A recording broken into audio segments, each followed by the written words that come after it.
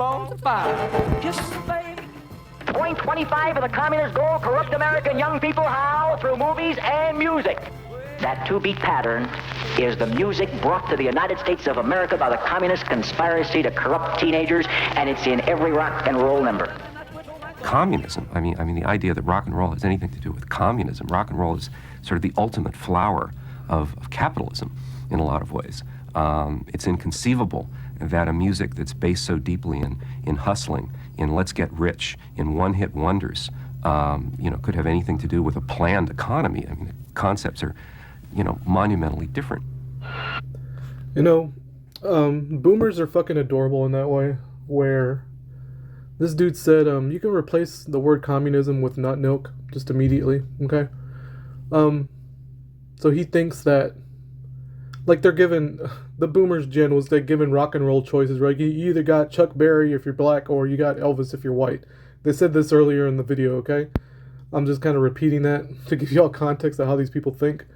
So it's like, they're given a very limited choice. Creatures like Elvis were put up in the forefront to influence generations, right? To get them to think a certain way. All planned, all on purpose. But this guy's like, no, how could that be? It's the ultimate the ultimate expression of capitalism and blah, blah, blah. And it's just so, such like smooth brain kind of thinking in a way. Where they really do fancy themselves. Like, this whole video is about how rebellious the 1960s kids were, right? The boomer gen and all that. And they're all smoking weed and listening to rock and roll, all doing the same shit. Like Billy likes to say, like, the smoking weed. All right, I got it cut off there. So third time trying to record this. So the boomer gen, they were given choices, right? When it comes to rock and roll. And I know there's more rock and roll artists besides Elvis, but you get what I'm saying. They were like these creepy assholes like Elvis and these other rock and roll stars and the leaders of these other socialist movements like MLK and what's another one? Guys like Al Sharpton. They're like the boxes of cereal on the grocery shelf, right? Like, you're given these choices, and everybody thinks they're these unique little butterflies, these unique little snowflakes, for picking the predetermined choices. Kind of like the same with voting, where everybody thinks they're unique little cinnamon buns when they voting for their favorite asshole. But just to like kind of reiterate this point where the guy speaking just now doesn't understand, like, the people who maybe the people who believe that it was communism or the Russians or whoever who put rock and roll into the United States on purpose in order to corrupt the youth, they were right right in the wrong way, if that makes sense, because it wasn't the Russians, it wasn't communists, but because things like that actually led to more of this communist thinking where it's like, yeah, everything should be free and everything should be just given, welfare and all of that nonsense. It's like the rock and roll thing, like, it came about from that era of thinking.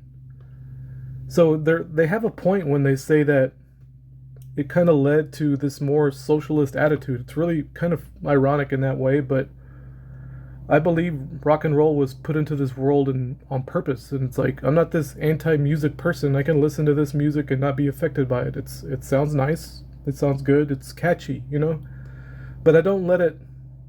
I don't know, I have a weird relationship with music where I never let music define me. I don't have a favorite band.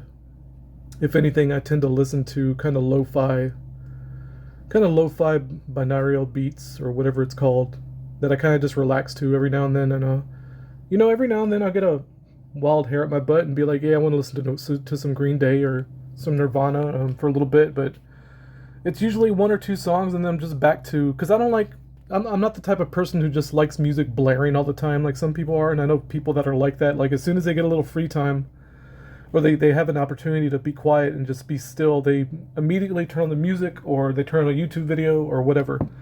YouTube may as well be the new like radio in a sense, whereas like any little chance you get to be alone, a person has a tendency to just turn on YouTube, right, or turn on Netflix or whatever. Anyway, guys, I think I got my point with that. It was just an interesting thing this person said. I thought about going through this whole video because it is really interesting. Y'all can go check it out. But it's always framed in this weird way. I've talked about this video before, where the people that are being interviewed like to frame themselves as victims, which I mean they kind of are, but they're like older, they're like adults now, and still clinging to this kind of victim mentality where we were just rebelling because our parents were, they were just like too domineering, and children were to be seen and not heard, and all that, that stupid shit that they like to say. And it's like they just cling to this because they got nothing else. They just have to keep saying, like I hear boomers nowadays still saying that phrase where it's like, well, we're supposed to be seen and not heard.